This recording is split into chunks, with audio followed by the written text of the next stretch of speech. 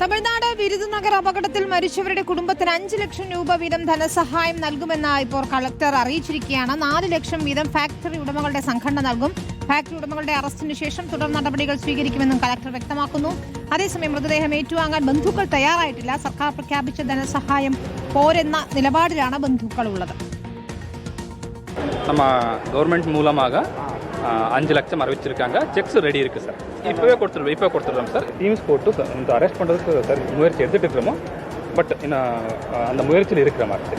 So அந்த what ever the action arrest பண்ணுறதுக்கு என்ன பண்ணணும் அதில் என்னென்னு வில் டேக் ஆக்ஷன். நமக்கு இப்போது ஒரு இன்சிடென்ட் நடந்த உடனே அந்த ஃபேக்ட்ரியோடைய லைசன்ஸ் சஸ்பென்ஷன் இஸ் ஃபஸ்ட்டு. அதுக்கப்புறம் என்கொயரி பண்ணி நம்ம கேன்சல் பண்ணுறோமோ. என்கொயரி போயிட்டுருக்கு, இன்வெஸ்டிகேஷன் போயிட்டுருக்கு. அது முடிவெடுத்து நல்லா disciplinary action will taken. Rahul Suresh ഉണ്ട്. രാഹുൽ, തെരഞ്ഞെടുപ്പ് പെരുമാറ്റച്ചട്ടം നിലനിൽക്കുന്നതിനാൽ പരിമിതികളുണ്ട്. അധികൃതർക്ക് പക്ഷേ 5 ലക്ഷം രൂപ ധനസഹായം നൽകാമെന്നാണ് ഇപ്പോൾ പ്രഖ്യാപിച്ചിരിക്കുന്നത്. പക്ഷേ കുടുംബങ്ങൾ പറയുന്നത് അത് പോരാ എന്നതാണ്. വലിയ പ്രതിഷേധം നമ്മൾ നേരത്തെ കണ്ടിരുന്നു. മൃതദേഹം ഇപ്പോഴും ഏറ്റെടുക്കാൻ തയ്യാറായിട്ടില്ല അല്ലേ? പോസ്റ്റ്മോർട്ടം കഴിഞ്ഞ് മണിക്കൂറുകളായല്ലോ.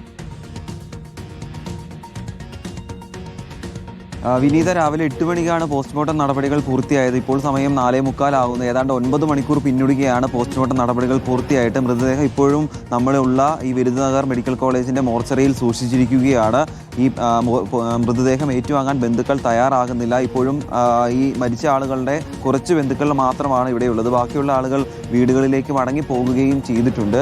ഈ മൃതദേഹം വെച്ച് വിലപേശുകയാണോ എന്ന ഒരു സംശയം ഉണ്ടാക്കുന്ന പ്രവർത്തികളാണ് ഇന്ന് രാവിലെ മുതൽ ഇവിടെ ഉണ്ടായിക്കൊണ്ടിരിക്കുന്നത്. പലപ്പോഴായും പല രീതിയിലുള്ള പ്രതിഷേധം ഈ ബന്ധുക്കളുടെ ഭാഗത്തുനിന്നും ഉണ്ടായി. അതിനുശേഷം വിരുദുനഗർ ജില്ലാ കളക്ടർ ഈ സംഭവ സ്ഥലത്തെത്തി നേരിട്ട് ഇവരുമായി സംസാരിക്കുകയും ചെയ്തു.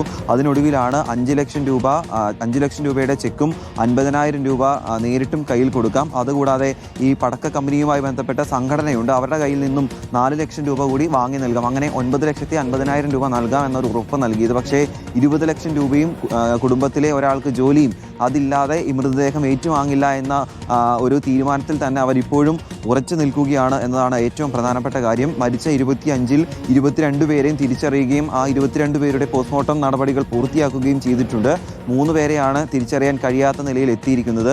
പല ആളുകളും വന്ന് പരിശോധിക്കുന്നുണ്ട്, പക്ഷേ അവരെ തിരിച്ചറിയാൻ ഈ നിമിഷം വരെ കഴിഞ്ഞിട്ടില്ല എന്നതാണ് ഏറ്റവും ദുഃഖകരമായ കാര്യം. അതേസമയം പരിക്കേറ്റ 21 പേരും ഇപ്പോൾ നമ്മളുള്ള വിരുദുനഗർ മെഡിക്കൽ കോളേജ് ICUയിൽ തുടരുകയുമാണ്. അതേസമയം ഈ പടക്ക ശാലയുടെ ഓണർമാരായ 2 പേരെയും കണ്ടെത്താനുള്ള പോലീസിന്റെ അന്വേഷണം തുടരുന്നുണ്ട്.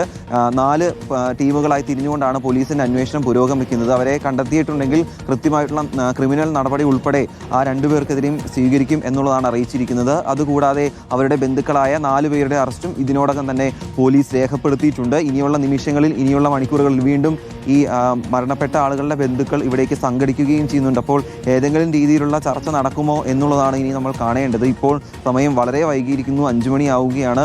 ഈ സംഭവം ഇന്നലെ വൈകിട്ട് ഏതാണ്ട് ഇതേ സമയത്താണ് ഈ സംഭവം നടക്കുന്നത്. 24 മണിക്കൂർ കഴിഞ്ഞിട്ടും മൃതദേഹം ഏറ്റുവാങ്ങാൻ കുടുംബാംഗങ്ങൾ തയ്യാറാകുന്നില്ല എന്നത് അതീവ ദുഃഖകരമായിട്ടുള്ള സംഭവമാണ്. എന്താണെങ്കിലും ഉടൻ തന്നെ ഈ പ്രശ്നം പരിഹരിച്ചുകൊണ്ട് മൃതദേഹം കൈമാറാനാകും എന്നതാണ് നമ്മൾ പ്രതീക്ഷിക്കുന്നത്. വിനീത.